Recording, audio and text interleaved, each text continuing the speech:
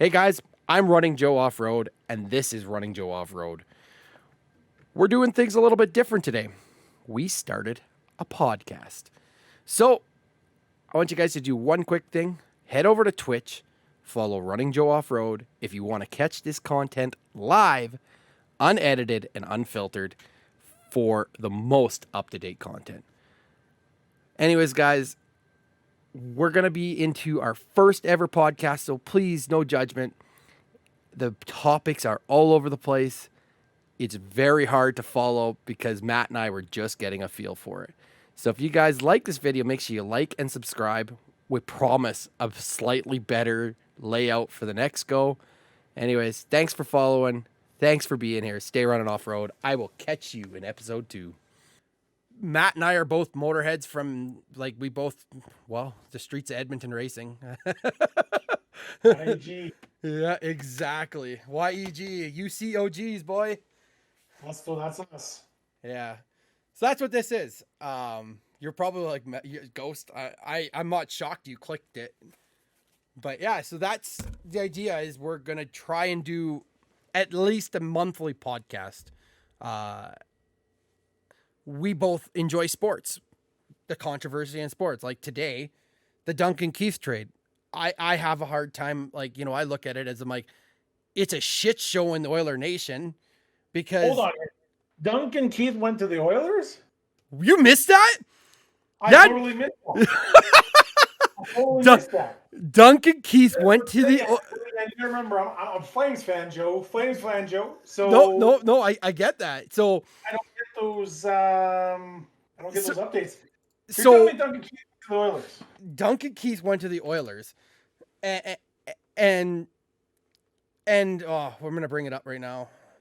Duncan Keith traded the Oilers for Jones and conditional third-round pick. Yeah. So if the Oilers win 3 rounds with Duncan Keith playing at least one game in each round, the Oilers 2022 pick in the 3rd round becomes a second in 2022. So like I was saying to my buddies today at work, I don't think it's the worst trade, but I don't think it's a great trade. And they're giving up which Jones is that again? Caleb Jones. So you're giving up a young depth defenseman. You're not giving up a stud. But arguably, so he would have been, so you have Jones and Keith in the same lineup. Keith's getting more minutes when Jones might deserve them more. But my take is, my hot take on it. But yeah, so we go back to the trade. Now we're back on topic. Let's get back to that. Yeah. Duncan Keith, Edmonton Oilers, Caleb Jones, conditional 3rd round pick. Yeah, so here's my spin on it. Holland has shown his cards for Friday, because Friday is a ever elusive date under this season and like the expansion last. Your protected list has to be in today or by Friday at like noon or something like that. Caleb Jones was on that list as exposed. Holland figured Jones was going. So you get something for nothing. So it's kind of one of those like dirty scenarios. So now what do the Oilers do with the cap space? Because like that's massive. Like that's now they're already a cap crunch team in a flat cap era. This is the next part of it that I feel that is happening is I strongly believe Clefbaum is done. There's no more Clefbaum with the Edmonton Oilers. He will be on the LTIR until he's done. So he's got 2 more seasons on the LTIR at $4.2 million. And then Duncan Keith is 5.5. So they gained the difference of $850. They gained like $600,000 in cap space, or lost $600,000 in cap space. For sure. I mean, like let's go through the Oilers' defense here, okay? I'm on cap friendly right now. It's looking not terrible. I mean, no. You got a protected cap space of 11.5. Now, there's a lot of UFAs coming up. And you're not wrong. Nurse is on arguably a very friendly deal, a 5.6. Like, he's probably getting very similar now. He's going to get similar next year. But Well, yeah, but I mean, you got here's the thing. Here's your UFAs coming up, right? You got Tyson Berry coming up on yeah, a UFA and an Adam Larson. Those, and at least, I would assume, are going to be what the Oilers are looking to lock down. Maybe, maybe not. I don't know. I'd agree that I'm you have to, after the way honestly Barry played and Larson played, you have to go after them. You can't not make an interesting offer to either of them. But now I'm Adam Larson too, and Adam Larson now looks at Duncan Keith, who had a worse season, and gets paid 5.5. Wow. Keith is also what a three-time Stanley Cup, I think, 2-time Conn Smythe, or not Conn Smythe, 2-time defenseman of the year. He's a gold medalist. So you're right. He has that tenure. He will be 38 this year, though. Yeah, I mean, realistically, the Oilers have 5.5 held up for the next 2 years. After that, he's a UFA. In 2 years, he's going to be 40 years old. He's not going to make the cut anymore. No. He's a 1 year, maybe 2 year player. That's it. Yep, and that lines up. So, like, I mean, that's a lot of money to pay a guy that you're only going to use a year. 100%. And then you're still paying Milan Lucic $750,000. You're still paying Sekera $1.5 million. And my gut feeling says Koskinen's getting bought out. Yeah, but I mean, if you can move Oscar Klefbom at some point here. But Klefbom doesn't hurt you because you're allowed up to 10% overage. For sure. But, I mean, 2022 season starts. Klefbom, I say the Oilers are going to have to retain some of Klefbom here, especially if he's still on the IR and they move him. Or something like that. Yeah, no, you're right. You're going to have a team this year or next year that's going to be looking for LTIR contract. There's without a doubt. Buffalo's arguably going into a full teardown again. Like, they're going to be basement. Buffalo hasn't been good since 2000. Why? You're not wrong, but that's what I'm saying. Arguably, they're going into another rebuild. And have they even finished their rebuild? Well, not since they got the Jack Eichel trade coming up, maybe, or if it already happened or whatever. I mean, they're moving a lot of players in the rebuild. Again, what do you really see going down to Buffalo? I mean, there's no one worth money going to Buffalo. They're going to be a shoddy team. I want to say like the Panthers, but the Panthers.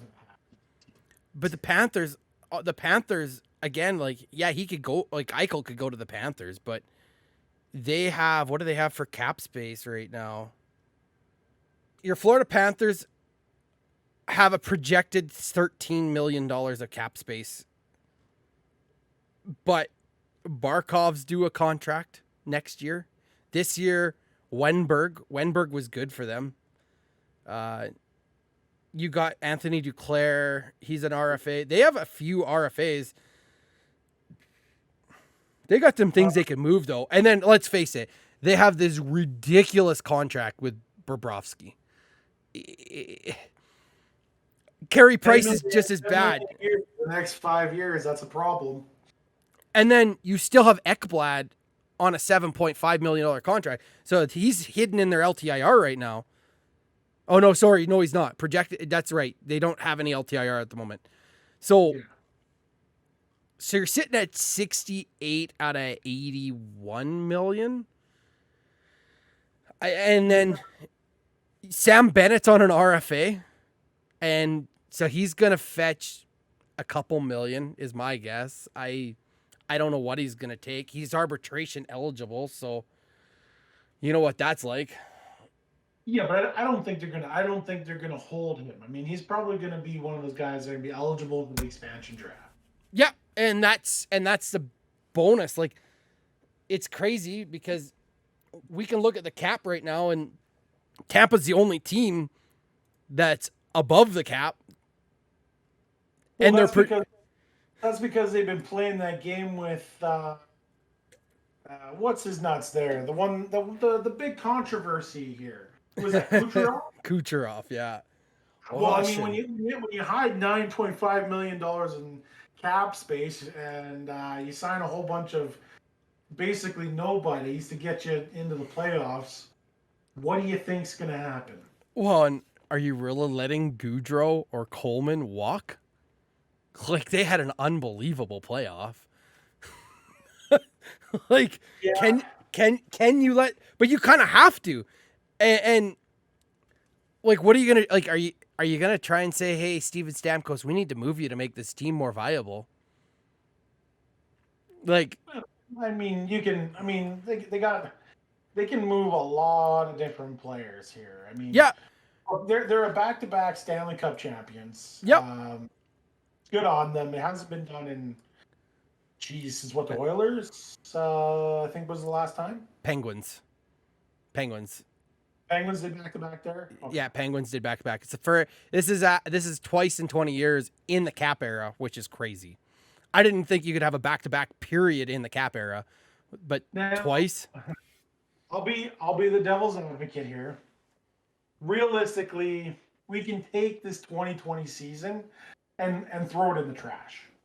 I don't think you're I wrong. mean, I don't. I I don't. mean, hip hip hooray! You played 56 games. You played some decent teams back to back to back to back to back. I get it, but once you figure out a team, uh, you know, it's like shooting fish in a barrel, right?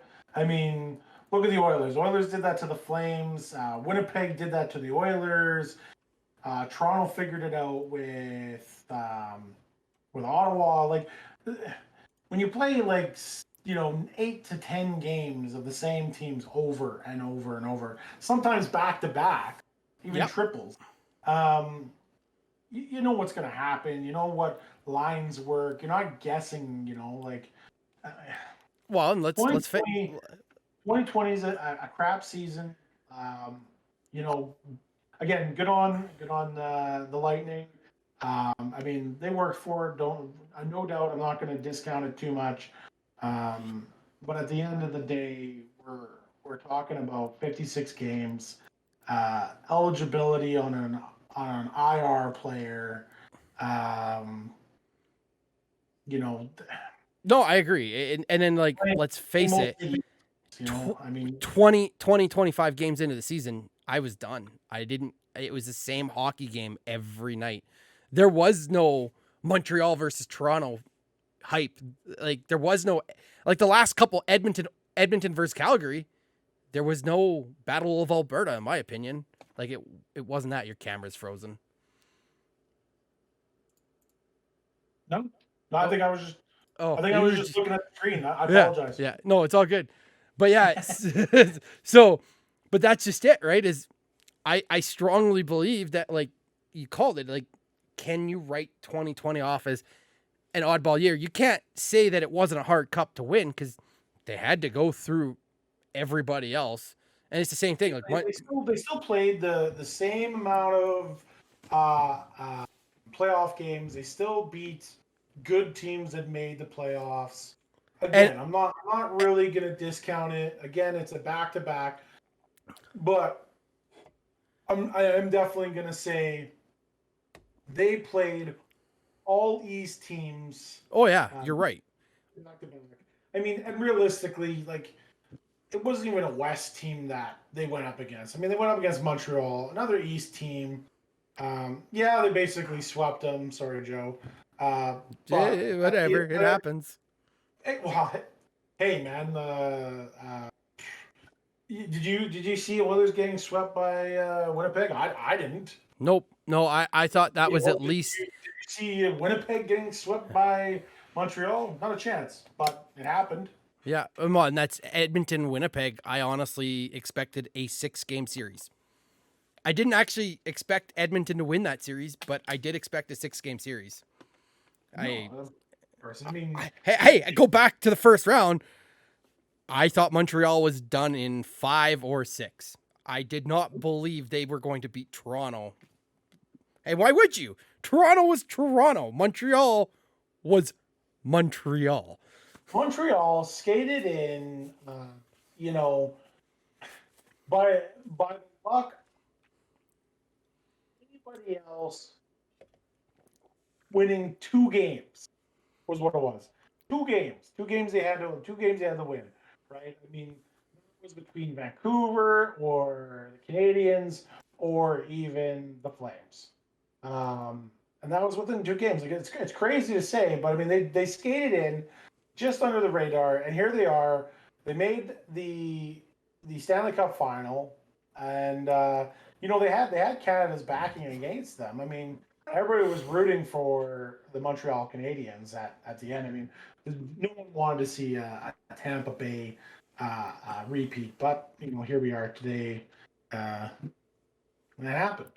And you're right. Is like I seen people that are hardcore Toronto fans say, "Go Montreal," like, and how fucked is that? Can you imagine being a Toronto fan in the pandemic? You are number one, like you're almost number one in the entire league, and you fizzle out. You can't get anything going, and You get shut down. You get shut down by Philip Danault. No, to all the Leafs fans out there, Leafs suck. Flames fan, call me a flamer. It doesn't matter.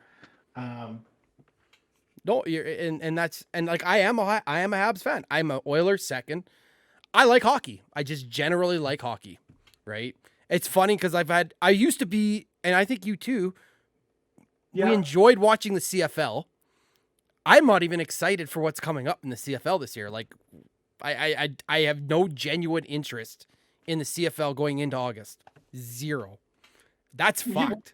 Like that's another topic, Joe. I mean, as a NFL CFL guy, what is happening with the CFL right now is absolutely disgraceful. Where do you start on the CFL topic? I think that's a whole show topic because that's like it has to. You've got about the CFL here. We're not going to talk about it tonight. No, but I'm just going to leave it all at the Edmonton Elks. Nothing better. Just a bunch of gang supporters. No, I think you're right. No, and I think that's it. I think that is a topic on its own, a main topic, a whole show, because like at the end of the day, Edmonton renamed their team from the Eskimos to the Elks. And it's broken. Like we'll go into it another day. Cause that's another topic. I mean, we could probably slam heads for 45 minutes on the CFL topic. Without even getting into the deep of it, really. Yeah. Okay. So we'll start a second topic tonight. Yeah. Stellantis, and their stupid electric muscle range that they're talking about. Oh, Stellantis. So Stellantis. 4 days ago, Stellantis announces there'll be a Dodge muscle car in 2024 that will be electric. Well, I mean, We know it's coming, but we're talking about Dodge. We've go ahead. We've shoved a 6.2 into a Ram, which, albeit they did it wrong. They did it wrong. It should have been a sport truck. Tell me I'm wrong. Tell me I'm wrong, and you're not going to sell more. You're not wrong, but it had to compete with because Ford owned it. No, I agree, but did you? How small is that Ford Raptor market compared to a Dodge Ram sport pickup? Well, that's okay. I mean, let's kind of roll back a little bit here. The last pickup truck that was a sport truck was the Ford Lightning back in 2003, 2004, something like that. Yeah. Maybe 06. I don't know. I can't really remember. And then you have the Ram SRT Viper truck. Yep. So again, both two-wheel drive sport trucks. Arguably, the Lightning outsold the Viper truck, 100 to 1. Again, the Viper truck was very, very, very, very, very, low production numbers. Wasn't really available. It was mostly special order.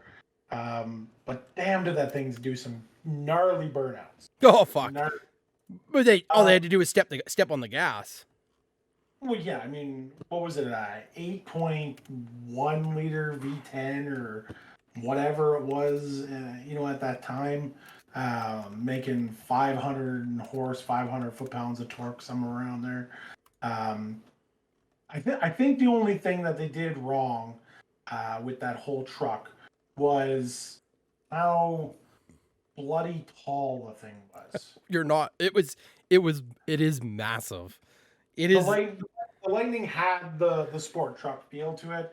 The Dodge, I mean, yeah, if you got it in the two-door long box or whatever the hell they sold it on, and the 22-inch rims that you couldn't hook up, on any dirt road, or sorry, any prep surface. Yeah. Come on, man. Some 305 40 22 Pirelli Scorpions. Those are awesome tires. Well, I mean, any of the Ford guys want to jump in? Pirelli Scorpions, 20-inch, 275, 55, 20s.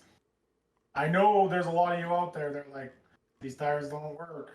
No, and any of those Scorpion branded Pirellis I've never seen work. It's honestly amazing though when you think about the fact that the SRT 10 truck was a 0 to 60 in 5.2 seconds. I mean, back in that day, that was I know, and that was fast. That was fast. Well, I would classify that as. I mean, there was much faster around. Unless you had a Terminator Mustang. The Ford GT Mustang was the 5.4 liter, which was slower than the Ram pickup at the time. The Ford Mustang, the GT, depending on the year, you got to remember, was the 2-valve overhead cam, 4.6. Oh yeah, sorry, 4.6. Yeah, 4.6. And it went up to the 3-valve. Not sure why. Still the same thing, 4.6. The only time Ford ever put the 5.4 into the Mustang was the Cobra R in 2001, I believe. That's right. That is right. They didn't put the 5.4 in other than the Cobra. They didn't even. And then the Terminator the Terminator's a 3-valve, right? The Terminator's is 4-cam or 4-valve. Sorry. 4-valve, yes, 4-valve. 4 cams, 4 valves per cylinder. Which makes it ungodly expensive to repair. That's right. And it came. Where was it? I'm just pulling up the details on that. 2003 SVT Turbina Cobra powered by a 4.6 liter instead of the Cobra's 5.4. That's right. They went to the 4.6 for the Terminator. That's right. Yeah, the 5.4 was in the Lightning, and then they moved it as well into the Ford GT. That's right. You know, I mean, they're really cool. They're completely different car. You know, what an amazing piece. Did anybody really expect that car to? You know, it was what 170 US back in the day, and now they're going for 380. Yeah. You couldn't buy them. Like, you honestly, nobody wanted to buy them. Like, No. And now we know what, 2 or 3 people with them. One with, well, have you even seen it this year? One with, oh God, he blew it up last year and then bought them forged motor again. Jesus. Hold on, we're not going to talk about Gary, are we? Yeah, Gary. Gary. Sorry, we'll say the 99 Cobra connoisseur. Yeah, the 99. We won't use names, I suppose, even though it's out there already. Yeah. You know, and it comes down to it has nothing to do with the motor. I mean, the Terminators were killing it for many years down in Texas and with all the big power. I don't think that comes down to the motor's problem. I think that comes down to the engine builder at that point. It was, you know, we're not going to name names here or anything like that, but the engine builder definitely was the hiccup with as many times as that engine had to come in and out of that car. Right now, it's making great power. I mean, I believe Gary made like 890 or 870 wheel on E85. I mean, that's a monster. Yeah, that's if he hooks, he's gone. I mean, if anybody knows who we're talking about, he's slamming gears. He's got you know, a small tire. 305 sure is, you know, not a small tire, but it ain't a big tire by any means. And yeah, I mean, you know, once he gets that thing dialed in with the launch control, boost by gear, it's going to be quite the street. It's going to be quite the street monster. No, Street monster. And that's where most people are headed with their vehicles. Is they try. Well, yeah. I mean, we're here in lovely, beautiful Alberta, and we have one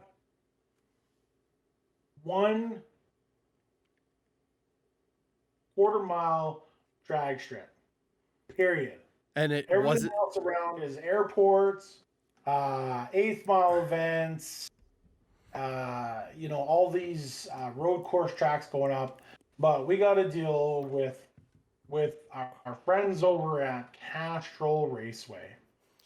And you just hit the nail on the head. Is we have 1 quarter mile in Alberta, 1 real quarter mile in Alberta, and they weren't even in miles of mayhem. And there's a reason for that. No, you know, for Alberta and being such a car enthusiast province, you know, Calgary, Edmonton, and the provincial government just can't seem to find a way to keep a track going. I mean, Edmonton, we lost out on the Edmonton International Raceway.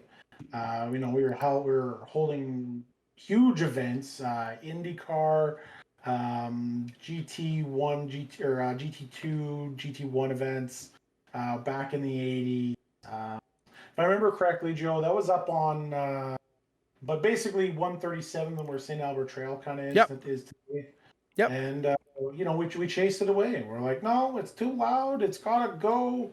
And sure enough, now we have this tensor project going on with the EPS, trying to limit, anybody and everybody driving on the roads. And come to that topic was our boy, um, you know, great mayor Don Iveson, just living the dream of killing any momentum that the city of Edmonton drivers are going to have.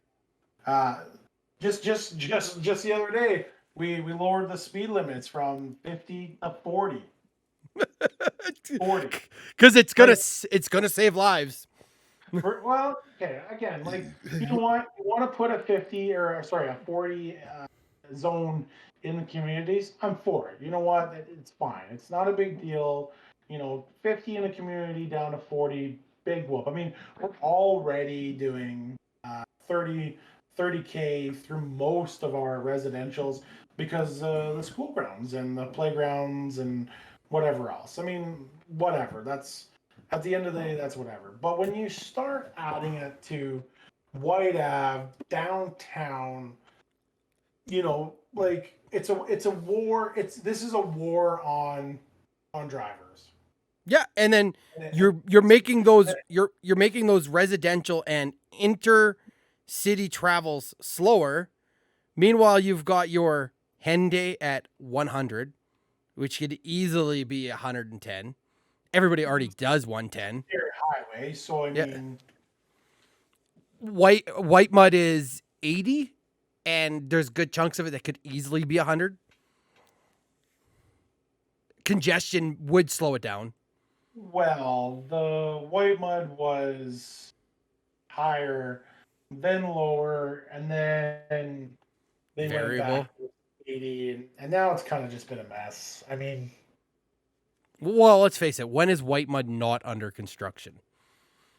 uh, yeah, I mean, geez, I mean, I've been driving now since 2005 on my own, and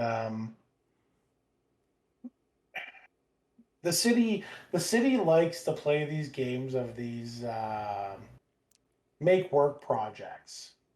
They'll try a little bit different of a asphalt here, or a regrind compound on the Henday that's supposed to make it smooth and doesn't ice up, and next thing you know, it's a absolute ice field. Um, but I mean, I know what section of the road you're talking about. we got the one that's got all the bloody grooves cut into it, That they're so you can that, hear everything on the highway. that they're getting ready to tear up. Sorry, go ahead. That they're getting ready to tear up. So we're not just so everybody's aware of the place we're talking about here. We're basically talking about Calgary Trail to, we'll say, Collingwood. Yeah, that's a fair estimate.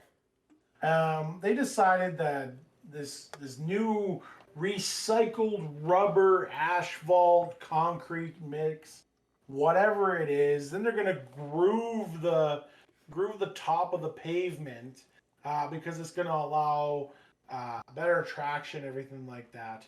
Well, when you groove it, how does the water run off the highway? It doesn't. It sits there and it keeps it cool, and all you do is you turn it into a bloody skating rink. And that's why the Anthony Andy West, after Calgary Trail to Collingwood, is an absolute shit show. Shit show. We're gonna leave that. We'll leave it. You know what? Maybe Joe. Put it in the notes. Let's come back to the topic of roads and in the city of Edmonton in another garage talk topic here, because we could go on all the time. I mean, you're out in Lloyd, so I mean, you don't have much going on out there. No. We only have the biggest highway through Western Canada down to one lane each way, because they've decided to repair the roads properly after 25 years of mismanagement. And we have a 4-lane highway down to a single lane each through middle of town. Now they're doing it right. It needs to be done, but it's killed any traffic through town. This is also the town that 20 years ago, the business owners fought against a ring road. And what are you guys ringing there? You guys got a population of what, 26,000 people? we had a peak of 35 and now we're down to like 25, 26. Like, well, the peak, like 2014, the boom and the bust, like, yeah, oh my god, oil is going to $200 a barrel. Yeah, and you're not wrong. I didn't even live there at the time. No, you sure didn't. And you live in YEG, Joe, and we miss you down here. We do. I know you do. You who else are you gonna go cruising with when the boys don't want to go out? Well, there was all that happening actually on that topic. We would say that there might have been a device where you could listen in on certain channels to have some good fun and laughs. Geez, what was that? 2016, I think it was. Pokemon Go came out. Yeah. 2016. Yeah. And I mean, how many times did we hear calls about someone having to send a cruiser out to investigate Pokemon goers, at some random park at 3 a.m. because Pikachu spawned.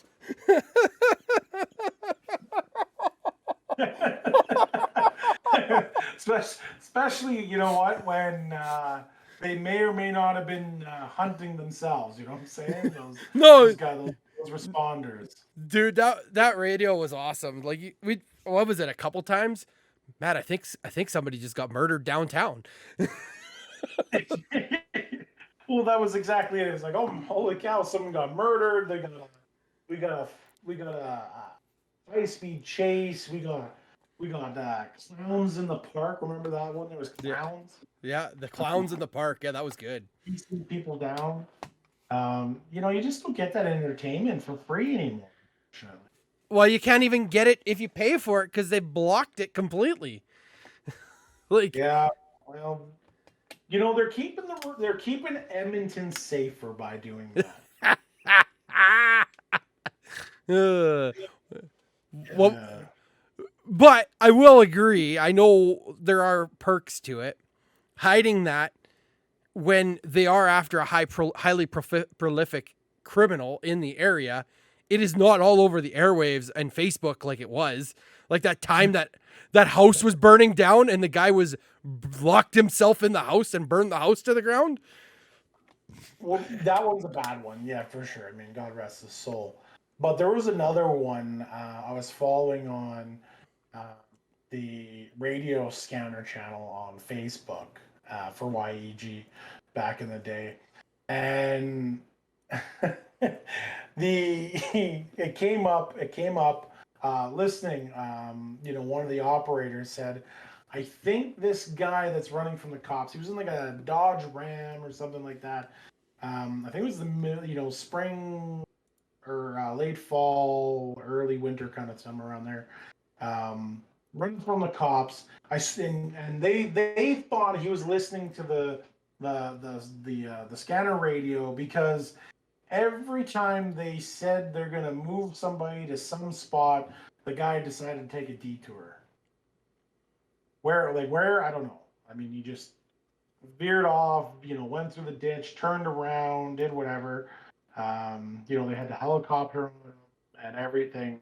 And so you're right. Yeah, it's it has to be more secure for sure. But that's you know what? That was the point of TAC channels that they just never used. Yeah, I mean they have to keep it secure. I get it, but it was kind of nice that as a citizen, you could kind of hear what's going on and see and actually know what your tax dollars are going towards, right? I mean, again, how many times in the truck did we sit there and we're like, they were playing Pokemon Go again. They're going for donairs. Who's got the best donairs of Edmonton? Yep. East Asking, kind of No, thing. It's you're right in that, and we did catch a lot of that, and I think that held them more accountable. It did. for sure. And again, I mean, people they're everyday people. They're allowed lunches. Yeah, God and rest their soul. I mean, uh, they're semi underpaid. They got to deal with some of the most bullshit calls in the world. I back the Blue. I mean, good on them. Unfortunately, I can't hear them because it was good just to sit down and put on the old standard radio and just have a coffee and just listen to the stuff going on in the city. so here's the thing: would you rather them talking on a radio to discuss Donair, or would you rather them send a text message? And I'd rather them have the conversation on radio, which is 100% safer. Like, Yeah. Oh, for sure. I mean, you know, they already have the radio going off. A dog if they're a dog handler, their partner, information coming up on their tablets, watching the road. Like they got so much stuff coming towards them. Any time, any day of the week that the texting and driving for officers. It can't happen. It can't happen. Um, but it does. But it just can't happen. well, and then how often do you see a post of somebody complain they're texting while driving? But yeah, they have an exemption, but should they have a full exemption? 90% of their texts, I guarantee, are personal use. Like, Yeah, I mean, everything. I mean, I've gone on 2 ride-alongs with the EPS, and everything that comes across that they need info or anything, when you call into dispatch, it comes on their computer, on their dashboard. It comes up in sequence once they answer that call and click onto that call. What's happening? Who's the contact? The address? Everything. So I mean, the looking it up on your cell phone, there's no reason. There's no reason to be on your cell phone trying to get updates on a screen, telling your wife, I'll get the 1 gallon of milk. Don't worry, it'll be 2%. We don't have to worry about that. And we have that conversation now. well, and you just hit it though, because they literally, their dispatch sends them to their tablet where they're going. They push a button the way it's intuitively set up now, and it sets their GPS for them. Like, Yeah. I honestly don't see the point of them needing a phone other than needing to make a phone call outside of the radio, because there are certain things that just will never be discussed on radio. Like, 100%. I mean, and you got. I mean, when you're answering some of these calls, or when you have to do paperwork and you're following up, they have to make a phone call. Fair enough. Like again, I'm not saying that the EPS, RCMP, or the CPS should not be allowed to have their cell phones on duty. That's not. God no. That's barbaric. no, and that's it. And I'm not. Yeah, that's obviously not an implication, but No. they are people. They are 100% people. The cell phone use on them, it should be few, far, and in between. And you know what? I have to say again, the EPS members that I've interacted with have been some of the most outstanding members I've ever met and dealt with. Not saying that there ain't any bad apples. Again, I've come across those too. But the ones that I've done ride-alongs with, that I've had, most of my side highway pullover interactions have been, very great people, and I So, hate to say it, I mean, they're there to do a job. yeah. And they get a bad rep. And we and you can both attest to this. They'll do their job when they're off duty. Yes. Super Troopers 2. Me and you come out of Super Troopers 2. This is what, like 5 years ago already? And Yeah, I mean, And that drunk driver showboating. there, yeah. Yeah, drunk driver showboating rolls his truck like in the middle of nowhere. Like I don't even honestly get how he did it. We're all rolling out of the movie going, "Whoa, look at this idiot."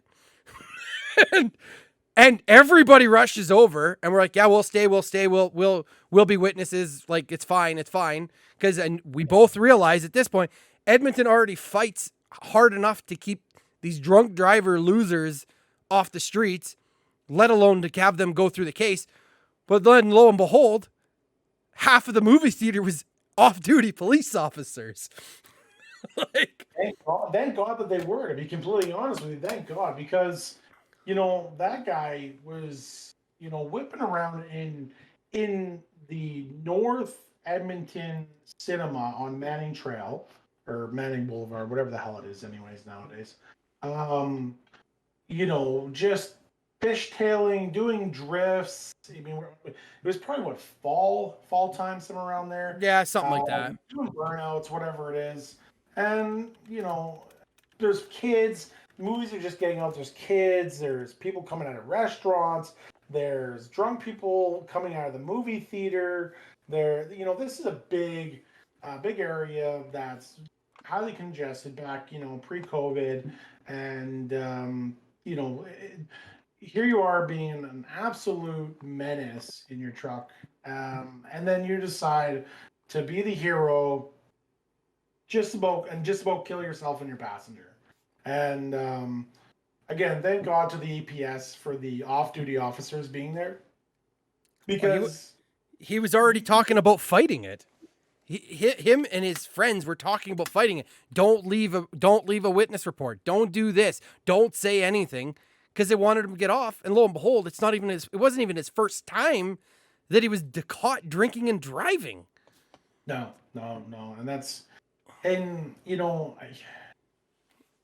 I'm all about second chances. Definitely. I mean, a second chance can make or break someone's life for sure.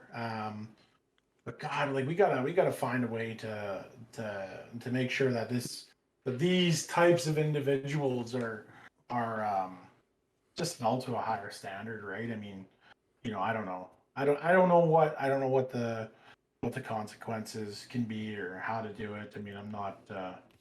Well, the Canadian drinking and driving laws have gotten quite a bit stricter. We definitely, there are some things like if me and you were out just driving down to Calgary, they can pull us over and ask for a breathalyzer middle of the day. I'm not gonna say no, because I'm now immediately guilty until proven innocent. And even on a regular day, I'd say no. Or I would say yes. Like I would say, nah, sure, whatever, right? I'm not going to say no to the breathalyzer on the side of the road. But now they can literally pull you over and do that. And that's because of guys like that.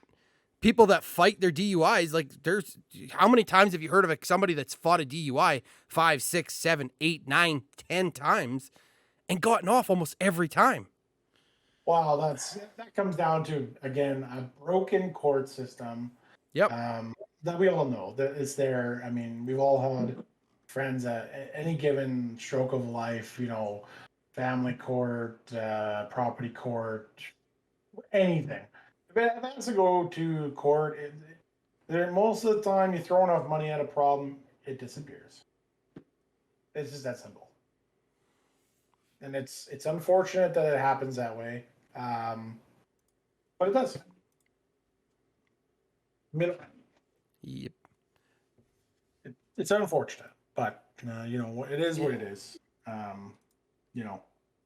So I think that whole court topic and that court topic, I won't even want to get there, because that's too much. That's too much out of the garage. That's someone else's. That's a full lawyer's discussion, because like my buddy Randy, if you're watching, I'm sorry for naming you, but he had a hit and run done on him 2 years ago, or a year ago, and the court case, they realized, we're going to be charged, so now they got a court date, so they pled to a court date, and now the next court date's 2023. So that's 3 years since the incident that they're getting off scot-free for 3 years. And you can guarantee we know what they're doing in those 3 years. They're going to accumulate more and more court dates because that's what the people, these type of individuals, who they are. But that's our court system. That is 100% where our court system is. It's even fighting a ticket. If you submit a ticket to fight right now, you could be 2 years before you get a court date. Well, I'm pretty sure somewhere in there, if you don't have a court date within 12 months or a judgment in 12 months or something like that, it gets thrown out or whatever. I mean, half of these COVID tickets are being thrown out. These I caught you by the whiff of my pants speeding tickets or, Hey, I know you were doing 130. I only tagged you at 115, but I know you were doing 130. Yeah. Or people of them when they're sitting on the side of the road and they're like, you know what, I didn't have my gun, but you look like you're going a little too fast back there. Yeah. Well, sir, you look like you're having one too many donuts in the middle of the road, but you don't see me calling you out. Yeah, no, it's one of those scenarios. It's like crossing the border with a vehicle that is, what was that? My vehicle was, how much of an idiot was I? I bought that Grand Cherokee in February. Noel and I went in May, and I got they Grand Cherokee. Yeah, they told me I had brand new tires on the vehicle. I'm like, well, they should look new. There's only 1,500, or at that point, I guess it would have been like 4,000 kilometers on the odometer. Yeah, I think you had it for 2 months, and you're down in the States, like fucking idiots. Well, that's just people not knowing. Again, when it comes to the CBS officers or the anything like that, the border patrols, they got so many rules, regulations to deal with. Like, they got to make sure you're not bringing bananas down there or something. Like the bananas come in support in the States, then they get somehow trucked to Canada, somehow still fresh, by the way. Put on the shelf, sat there, then you're going to load it up, then you're going to take it back down to the States, and they're like, no bananas. None. You can't have bananas here. Hey, wow. Your kid's milk? Yeah, no, we want to test it because there might be drug residue in it. I get that at some point in time, somebody definitely used their child's milk and called it milk, but it was cocaine. I get it. Somebody did it. Nobody's doing that anymore. What's the saying? If you ain't cheating, you ain't trying. I mean, God bless their souls. These guys that hide it in every nook and crevice they can find in a vehicle, a tire, a package, a baby's toy, whatever. I mean, you got to give them A for creativity. No, simple. And I'm sure you've seen a vehicle too. I've seen a drug mule vehicle on auction, and you look at it and you go, holy shit. The tires were filled. The inner fenders were filled. Like, dude, they stuffed them in every little orifice they can. Like, no, for sure. But I mean, I wish we could pull up a picture of the Canadian-U.S. border. Because wouldn't it just be this? Here, hold on. Think about the walkway between you and your neighbors, that little 3-foot patch of grass, and he cuts it one week, you cut it the next week. Maybe you both forget about it and it becomes 6 inches high. That's the Canadian-U.S. border, people. Isn't it just what's on my screen there? The Canadian icons? Well, yeah. I mean, I can't see it, but I mean, Oh, Sure, you I might not share it. No, I'm sharing a Mountie on a moose with a hockey stick and a riot shield on the moose. right. Anyways, like realistically, there's literally we'll say 10 feet of ditch between two roads.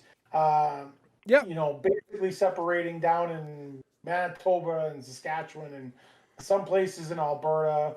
And you're telling me at some point these guys just don't pull up in a black SUV and they just start hucking bags of dope across this 10-foot gully.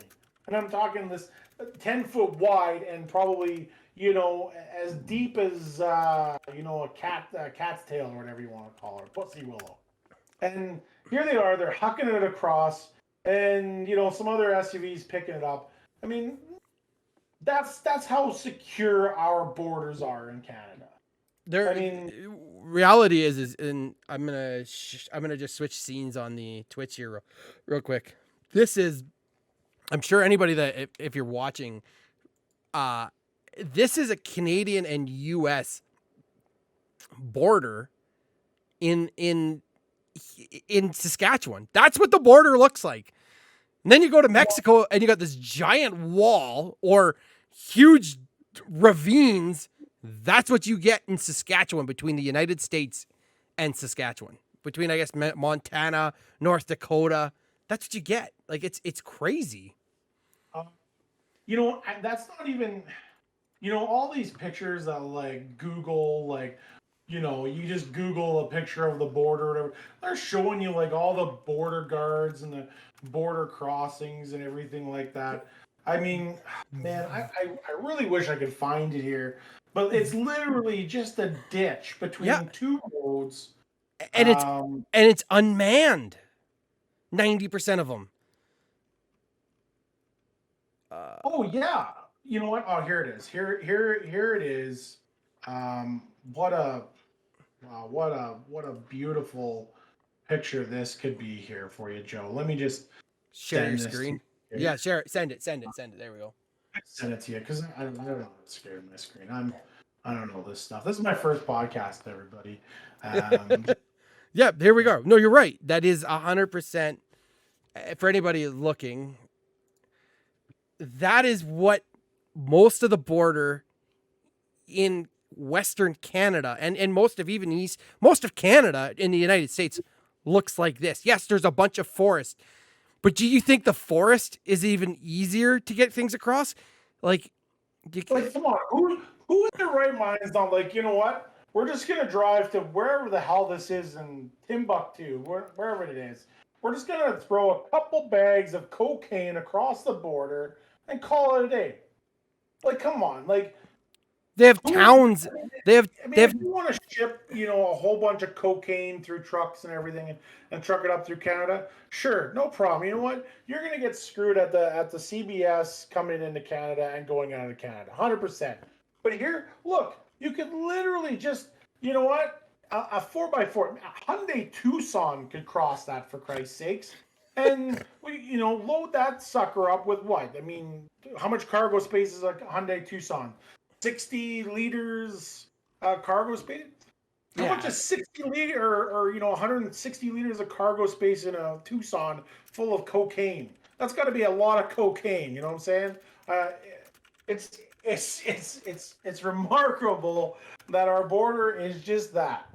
And this is crazy. I was like, I'm gonna type this into Google. 160 liters of cargo space in cocaine. It looks like there ain't any great matches for your search. So Google doesn't even want you to know the answer to that. Google doesn't want you to know. But they will tell you exactly how to make a bomb. I'm now officially on a watch list for the next 2 weeks again. I guess it's good. It's me. I guess it's good. It's good. It's me, not you. You'd already be banned from Facebook again.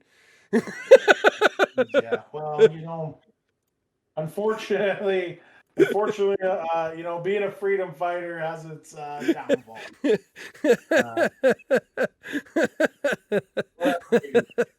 I called it. I totally called it on that post. I was like, "Oh, Matt's banned." It wasn't even 20 minutes later. Well, true. I mean, well, okay, so you called it, you like once you woke up and everything, and what have you. But the post itself, we're not going to share it or anything like that. No, But no, we're not gonna show it. Uh, was, to be, no, we're good. We're good. We're good. We're good. We're not live. We're not live to my live scene. So, okay. uh, the post itself was a Canadian flag turned basically upside down, we'll say, and peace symbol. Facebook says no go, you can't have that. What do you mean you can't have that? You can have all the rest of this stuff on there. I mean, I sent them the link when I was arguing it for not to be banned from a post on Facebook, and I mean, so I didn't have a restriction. Oddly enough, so this is kind of a weird situation. Oddly enough, they said no, you got a 30-day ban because of all your other posts and everything else. Okay, you know what? Whatever, it is what it is. I'm gonna fight it, see what happens. They didn't say, you know what, yeah, this photo was on another thing, you just shared it, so, we're going to give you the reasonable doubt and quash your ban. Then on my phone, I found out, on my phone, I wasn't allowed to post until July 22nd. And then I came on here, setting up for podcast and everything last night, going on Facebook, doing my thing, and lo and behold, I can type sentences and share everything on Facebook. I just couldn't do it on my phone, so I had to delete the app, re-download it, log back in, and Bob's your uncle. Daddy Jones is back online. Which is funny. Oh, Yeah. back onto the hockey topic. Montreal, the Stanley Cup is on its way back to Montreal right now. Oh, is this like a Montreal 2024 thing happening? They found a way. There's enough ballots in there or goals that they didn't count. No.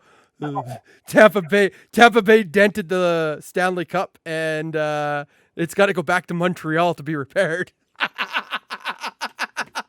we the only guys that know how to fix aluminum or something? Wheelhouse hockey. You know what? They're now losers. The $18 million over the cap now stands as disqualifications. Montreal are winners. Send it to the rioting city. Oh god. Well, if we're talking rioting city, England. Oh man, London. Holy shit. Oh boy, what happened there? Did you watch that game, Joe? I did watch that game. Did you watch it, sorry? Yeah, I did. England comes out gunning, gets their goal, and it's that way for 65, 70 minutes? Well, no, I mean, Italy scored first, and it wasn't looking great, but it came back. No, England scored first. England scored 2 minutes into the ball game, and then Italy scored at the 67-minute mark. That's probably what it was. Yeah, and then I feel bad because they had the shots on goal. Italy dominated shots on goal. They had 6. Italy had 19 shots. But when the team that scores first in soccer just goes into defense, they don't go on the attack, especially in the Euro final. The shots on goal was 6 for Italy, 19 shot attempts by Italy to 2 shots on goal for England and 6 shot attempts.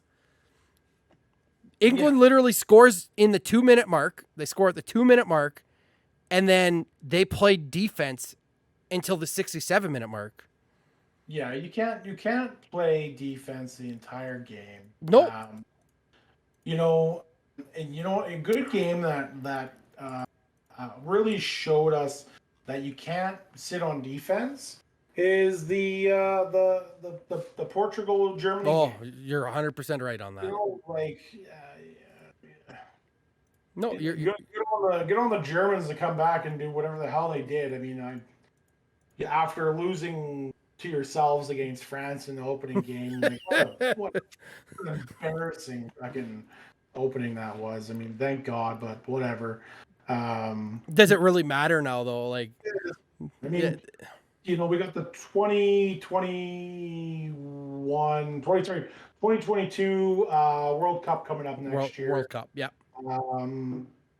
Deutschland under 20s took care of the under 20 Euro or under 20 World Cup, whatever it was this year.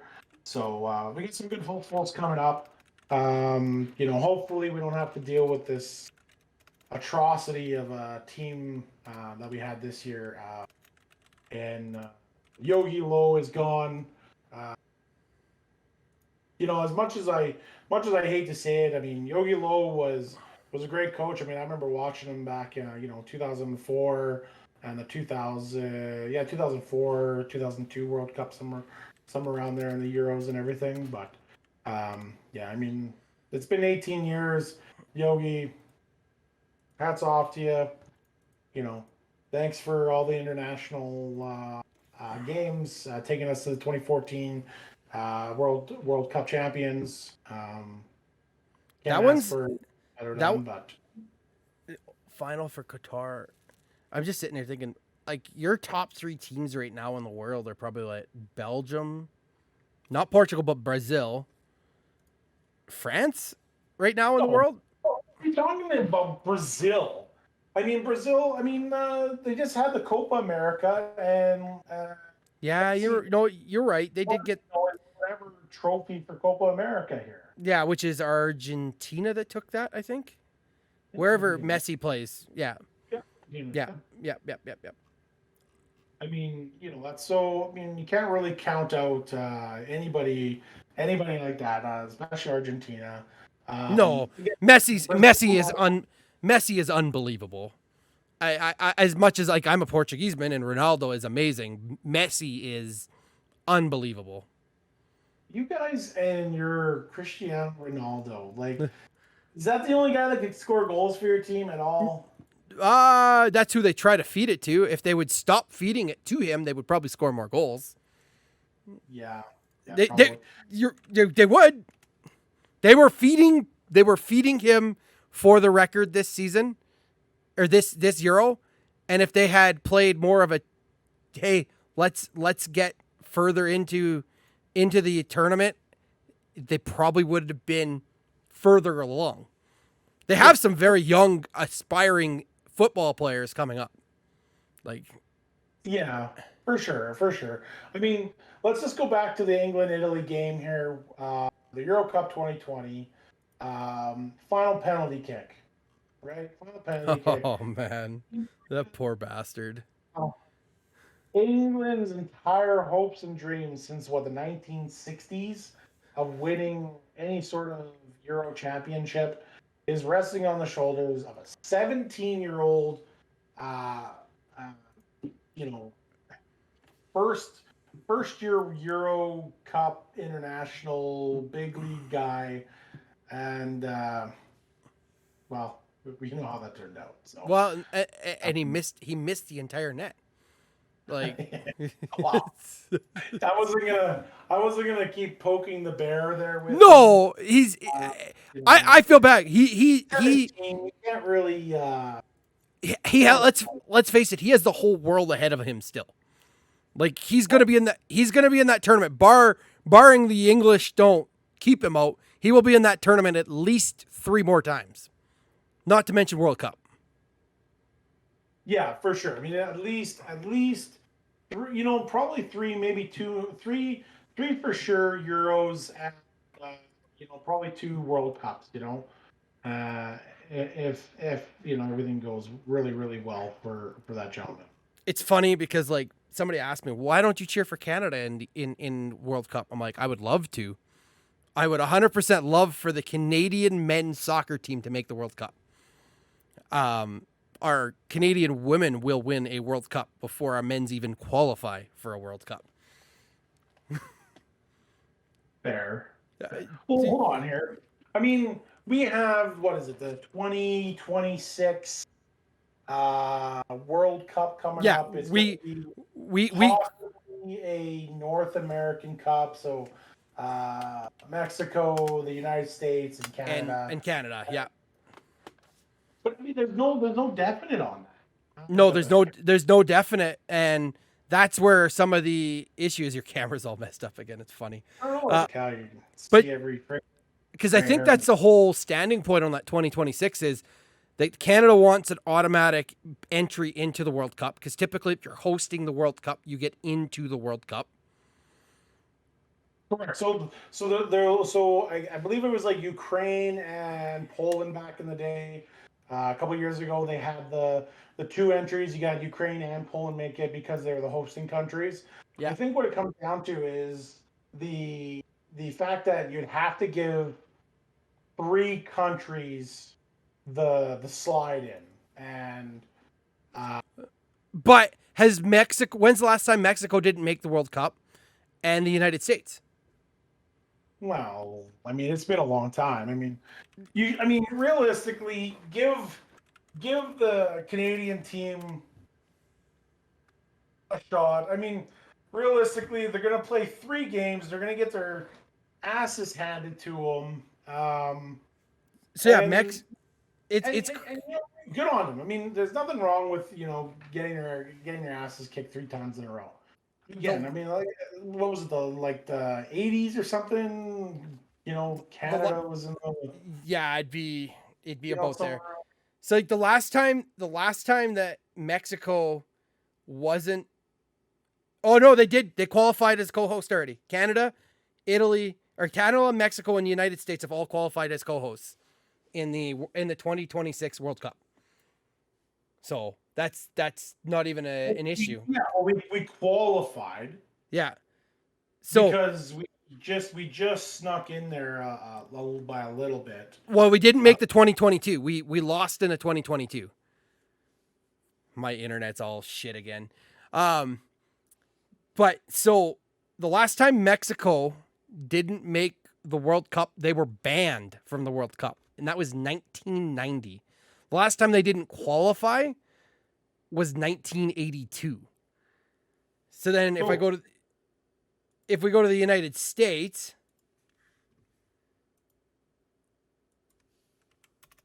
so the United States in the World Cup, they did not qualify for 2018 and they have not qualified yet for 2022. really? Yeah, the men's have not did not qualify in 2018 and have not qualified so far for 2022. I wouldn't have believed that. Well, if you've looked at, I mean, Jesus, I mean the qualifying rounds are just Oh, absolutely they're ridiculous. absolutely ridiculous. You're not wrong.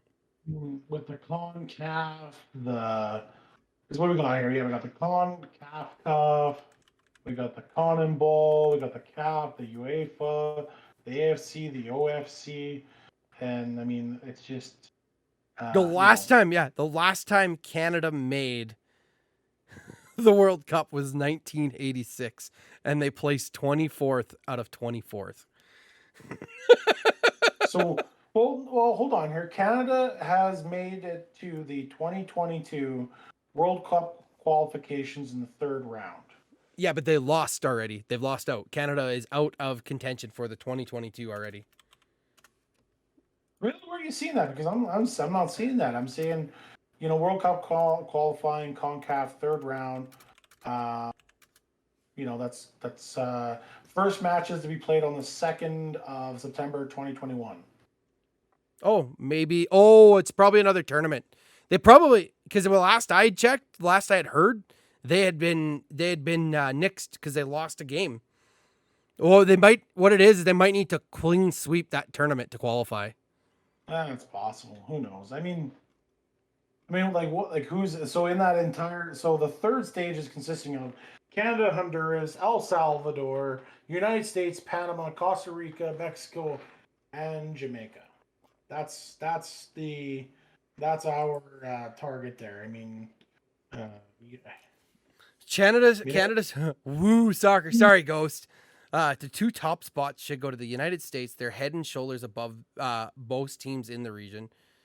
Costa Rica is a presumptive favorite to grab third automatic qualifier spot, and given their home form, that's justified. Yeah, I mean, I see this as like a Mexico, U.S., Costa Rica, and So they probably basically Canada needs to place fourth. They have to place fourth in that tournament minimum. So then, if they get fourth, they qualify for the Interconfederation playoffs as fourth place finishers. correct. Yeah, because then I think they would play someone in the Common Bowl or whatever it is, Yeah, South America or whatever. yeah.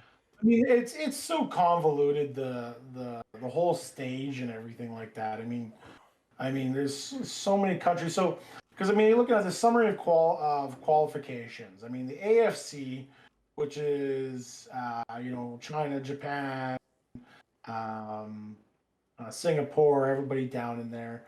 Um, they will see 45 plus one team started, and there will be uh, 4 or 5 teams available to go to the qualifying.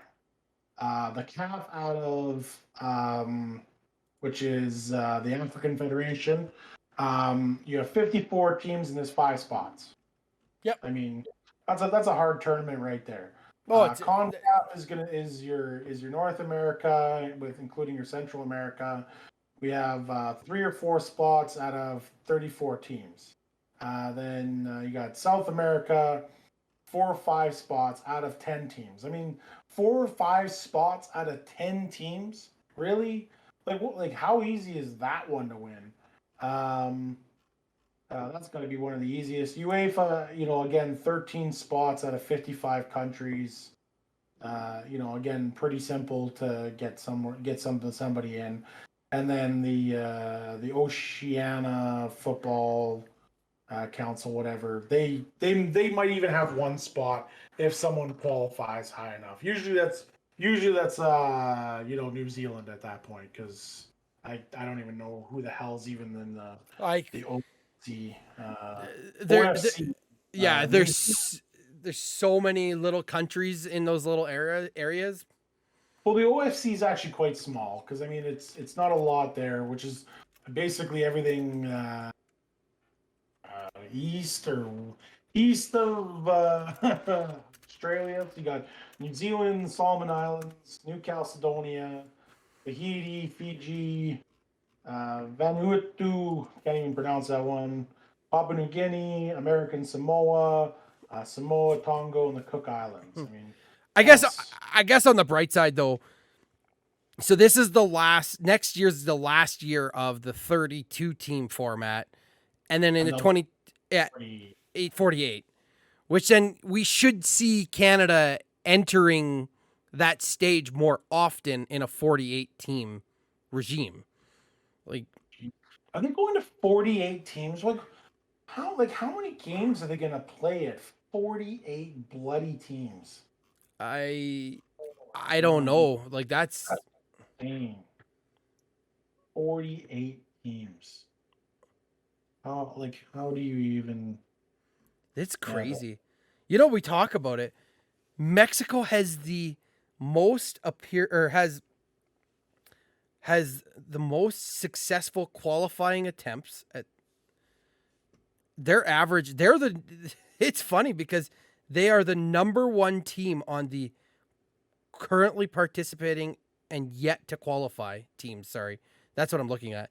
So they are the highest ranked team yet to qualify. That's crazy. Really? Yeah. Where does Canada fall? So there's 215 teams that could potentially make the World Cup. 2 of them are defunct right now. Well, yeah. I mean, let's get real.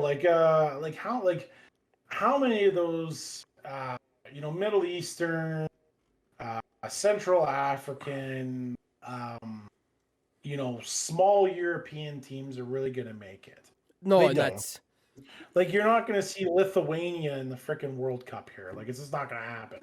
no, and even like Guatemala, even though they rank high, have they ever been there? I don't. No, Like they haven't. you're talking about ranking high for Guatemala. Like what are we talking about here for? I'm looking at what their the team rankings on Wikipedia right now. The qualification based on the teams. Are they in CONCACAF? They are. What yeah. Guatemala ranks 130th. What ranking on sheet are you on? Uh, They're on the 40. best- Wikipedia. Wikipedia has them at 46 on mine. Guatemala? Yeah. Even though they're in CONCACAF. From July 20. Oh, that's July 2020. Okay. Never mind. They probably won some games, I suppose, Yeah. right? Yeah. This is based on current status. Like, what does yellow mean? What is yellow? Yellow means there's something about the yellow. Team has won a World Cup. Team has qualified for the main has made for the main tournament through a qualifying process.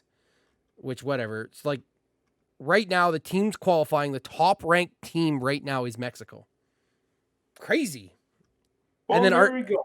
Right? Let's all celebrate with tequila and the little cerveza straws with the little the little umbrella drinks in it. Yeah. God, what would I give to have one of those right now? Sitting on a beach, the little drink with a little beautiful. Dude, I'm so looking forward to February. We're likely headed in February. It's just You got your vaccines. I do. Oh, I'm you know what? I know you're only going to have the one-hit wonder child there, so now you don't have to worry about the vasectomy, no snippy snip. exactly. You got the cure for no kids. It's exactly it. No, I want to travel. I want to be in the United States. I have another wedding I've been invited to in the United States next year again. So and I realized for me to travel, I was against it. Yeah. Well, they've already said for me to come back, I'm going to need to be vaccinated to not quarantine. Canada cares that your own citizens come back have to have a vaccination. Like I'm not really sure how that is. I mean, I just don't want to. I don't want to spend to go on a 4-week holiday. I don't want to have to spend 4 weeks of holidays, right? Yeah, no, I get you. I get 4 weeks of holidays a year. 4 weeks of holidays a year, and for me to go to Mexico for say 10 days, now it's costing me fucking 34 days of holidays, or I should say, it'll be 10 days, so eight days plus another 18 days of holidays to go on a Mexico trip. Well, I mean, you can just go to Vancouver. It's just as beautiful. Well, and that is something we've discussed. You're not wrong there. But like, you can't tell me there's not events that you want to eventually hit up. Like LS Fest looks like a blast. Some of those events in the States that just look like as motorheads just to go enjoy, even just to go see the scene of Rocky Mountain Race Week. Nothing against Miles of Mayhem, but dude, like Rocky Mountain Race Week or all of those events are something that like, holy crap, that would be an absolute blast. Terrifying, but a blast. Terrifying, but a blast. Yeah. I mean, if you want to travel, you're gonna have to have the vac. That's just that simple. Yeah. In a couple years, this will, blow over. This becomes less of a media frenzy, but who knows? I don't know. No, you're not. You're confident to heard of it. No, and you're not. You're not wrong. Like I was against it, getting the vaccine. More so, I didn't want. If I was gonna get the vaccine, I wanted it within 4 weeks. I got it in 5. I did really good. And the other side was it didn't make sense for me to get the vaccine when an 80-year-old grandfather couldn't get his second dose yet. Like that made zero sense to me for him to get for him to get one dose and then it might be 3 months before I get my second dose. What? We're Yeah, already, that's, no, you get your second dose before I even get a first. That doesn't make any sense. It's the same thing as kids under 18. Why should they get priority on a first dose over somebody in their 40s or 50s? Like, I get immunocompromised, but like vaccines are a touchy topic no matter what. Have yeah. been. Let's Yeah. just Yeah. get by that topic. Yeah. I mean, Yeah. I don't think any of our viewers is really gonna care about that. I mean, No. it's already in the media. It's already a hot topic between friends and family. All I want to say is, you do you, do your research, and saying do your research as in, research for against. I don't care. I mean, just don't push your narrative onto somebody else. No, It's just no, that. and you're I right. mean, you're gonna And live your life. I'm gonna live my life, and everyone's gonna be fine at the end of the day here. Like, let's not go out there and try to kill each other over it. Let's just your freedom fighters that are texting people that don't want to hear about it are the ones that need to stop. Like, yeah. like Yeah. your posts, they've never bothered me. I've never approached you to say, hey, you're wrong. We've never gotten an argument about it. The only thing we've argued about is when is your fucking car going to be on the road? Yeah. Speaking of which, when is that thing going to be on the road? I mean, you've built this 6.4 liter Hemi motor, and you're running this pea shooter of a blower. You're not wrong. With the most ridiculous cam. Yeah, I'm not sure what you were going for there. I'm not sure. So I will. It's gonna make a reliable 550 horsepower for sure. 550 is what a stock 6.4 stock cam stock headers makes in a 6.4 SRT Jeep. Believe it or not. No. 550. They're like 400 and what are the Jeeps rated at? 480 horsepower. 475. When they put a P1 blower. Hold on here before we even get down this road.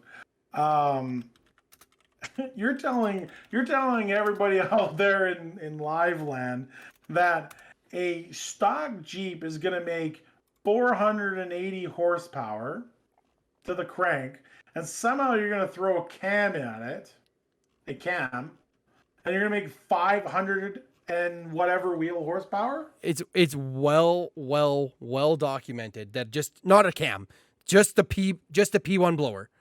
The P, yeah. No. My cam only, headers only. The one guy that's got the same specs, just a little bit LSA. It makes enough to break an engine mount. You're not wrong there. A guy just made 522 wheel horsepower at sea level on my cam setup with a 1 3/4 primary header. All wheel, or not all wheel, rear wheel, not all wheel. Okay. Yeah. Like an all-wheel drive. We're talking about. Yeah. I don't know about that. But still, now call that a 2 or 3% loss on the all wheel comparatively. It's not as big of a loss because you're still going through the transfer case. There's no way around it, right? Yeah. So where I should be, I finally made 12.5 pounds of boost. I finally didn't lose belt slip. I know. Dude, I have been fighting belt slip since the get-go. And we should have the grip tech pulley. I do not have a grip tech pulley, but problem I was running into was the factory tensioner and an 18% over lower dampener almost touch each other. So I needed, yeah. You kind of run into the LS9 issue. Yes, exact. Yeah. Fair enough. So I ended up waiting for a fucking Ford GT500 tensioner. So they have two tensioners. I didn't know this. So they have a BT91 and a BT92. They run two auto belt tensioners. So right. Yeah, I needed the BT92, which was on national back order. I finally managed to get one. Exactly. I finally managed to get one. And then I had an adapter plate. So not only did I go from like 30 pounds of spring force to like 56, 57 pounds of tensioner, but Yeah. I've also clocked it now further away from the actual balancer. And I would love to go back to my 3.6 pulley to see what I make for actual boost, but there's no going back now. No, Now, there's no going back. no, and like my tuner, we discussed, well, what's up the RPM? I said, there's no point in up the RPM when we know when I hit roughly 5,000 RPM, literally the belt, it's still spinning the blower, but it's going slower around the balancer. So therefore we weren't getting full boost. You could feel it once in a while. You'd get a good pull and then it would be lazy. And then the belt would almost like get hot enough that you'd get a hard pull again. But then, hot, sticky. But then it was so inconsistent. And now I finally have consistency. And for me to go to a 3.6 on my current setup, I already run a 114 inch belt and I probably need 115. I'd need like a 117 inch belt just to run a 3.6 inch pulley. Like, no thanks. I'm good. Like, what's the issue, Joe? I'm going to a 3.0 and I'm going to overspin a P1 until it says no more. Joe, there's no issue on that belt. Just full send it, buddy. Well, how many issues did we watch Gary go through with a single drive belt? We're not naming names here, Joe. We said we're not naming names. Okay, well we need to come up with a name for him then. You're already up there. Your car sucks. It's slow. Learn to drive. Fuck you.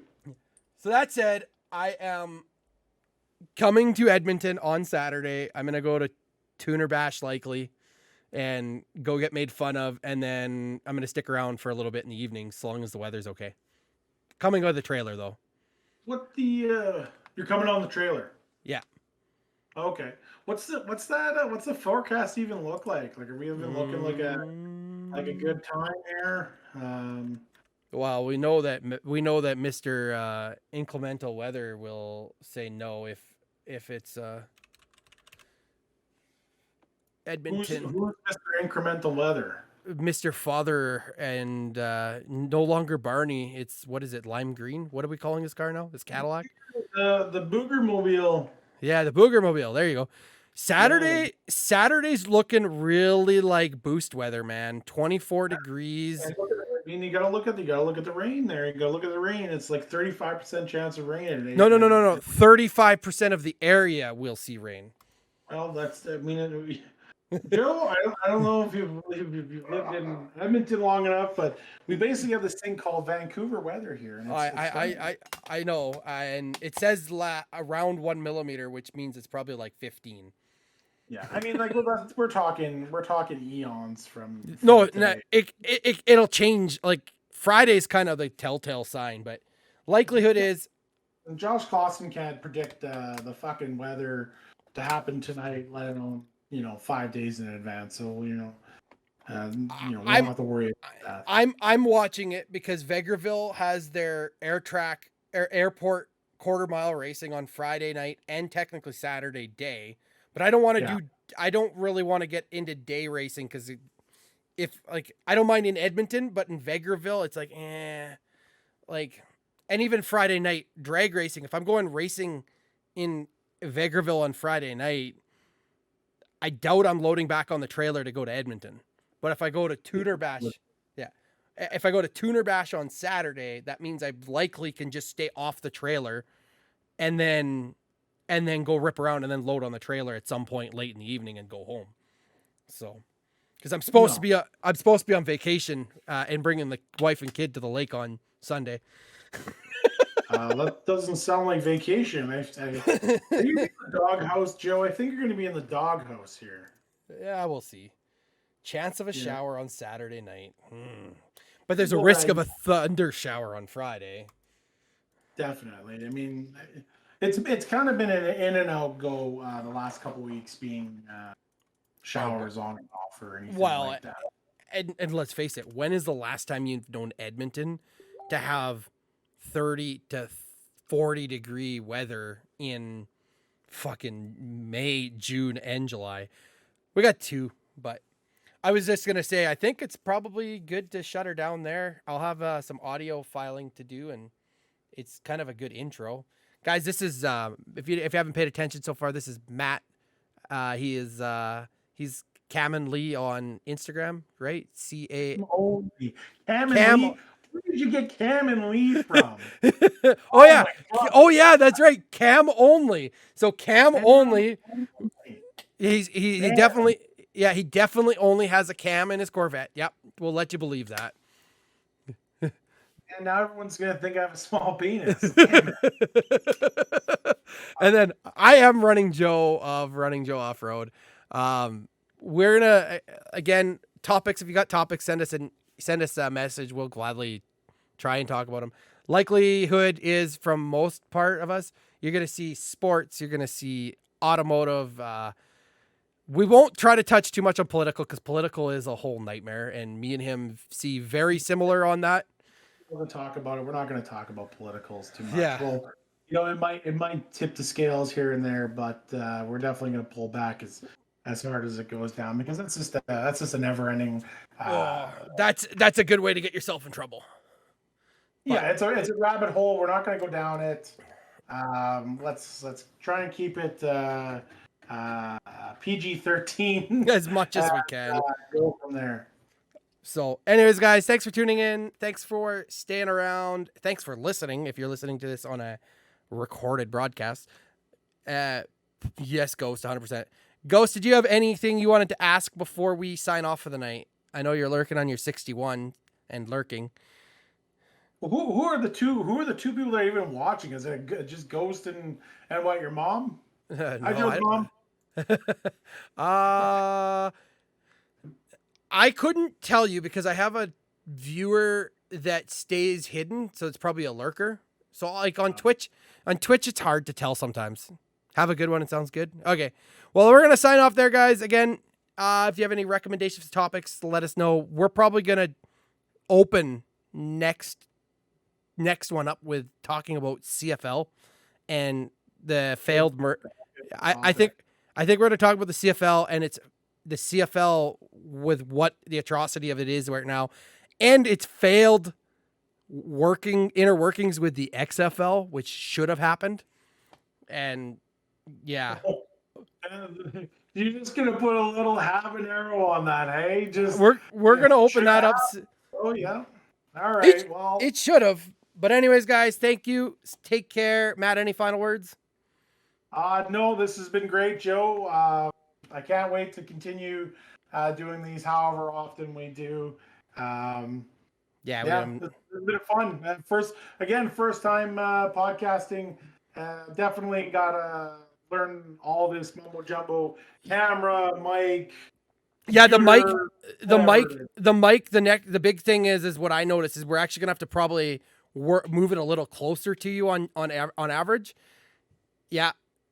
Like, should it be like this, Joe? No, 100%. Because now I can get the full definition of your voice. It's a little ASMR style, but whatever. You're like, what? Well, I mean, I could be really close to the mic here, Joe. Anyways, it's 10:40. Some of us actually have to do some work tomorrow. It's definitely not me, probably Joe. And we're just gonna sign off there. Thanks everybody for the wonderful evening, and we'll talk to you soon.